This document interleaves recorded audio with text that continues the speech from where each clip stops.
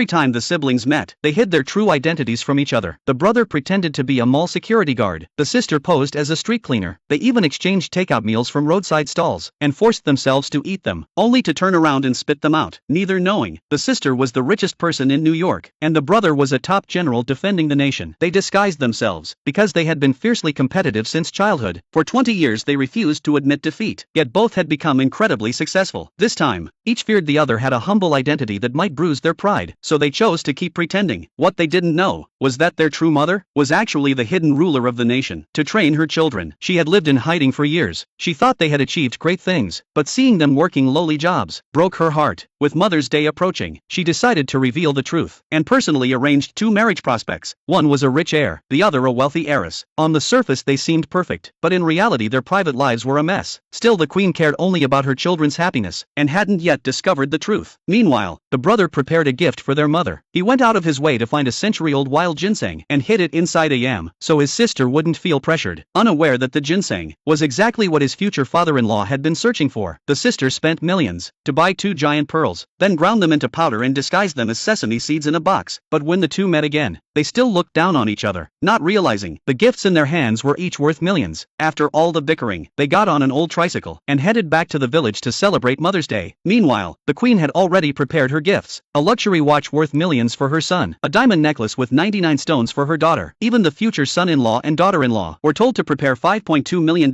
in gifts each. After everything was arranged, she ordered that no one was to disturb them, and personally informed the family head. Soon the three of them waited at the village entrance, but the rich heir and heiress had already arrived early. As soon as they entered, they began complaining. They even mocked the queen to her face, calling her a peasant woman, but she didn't react. Instead, she asked for their names. When they introduced themselves, she realized these were the people chosen as her children's partners. At the same time, the siblings at the village entrance suddenly felt uneasy, their right eyelids twitching wildly, a sign something big was coming. Just then the disguised siblings walked past. The family head glanced at the cleaning lady, thinking she looked oddly familiar, but didn't recognize her as the richest woman in the world. The governor also failed to recognize that the security guard in front of him was the national general. At that moment the heiress was speaking arrogantly, thinking the queen had discovered her family's scandals and forced her into this arranged marriage. She even asked how much money it would take, unaware that the queen sitting calmly in the courtyard had already conquered the world. To her, money was just a number. The queen finally lost her patience and coldly announced the marriage was cancelled. Upon hearing this, the heir and heiress flew into a rage, slamming the table and yelling. The heir then spotted the box in front of the queen, thinking it was filled with fake goods. He opened it and threw the watch to the ground. The queen was burning with fury, but the heir got even more arrogant and called for everyone to punish her. Just then, the siblings rushed back in. The brother immediately recognized the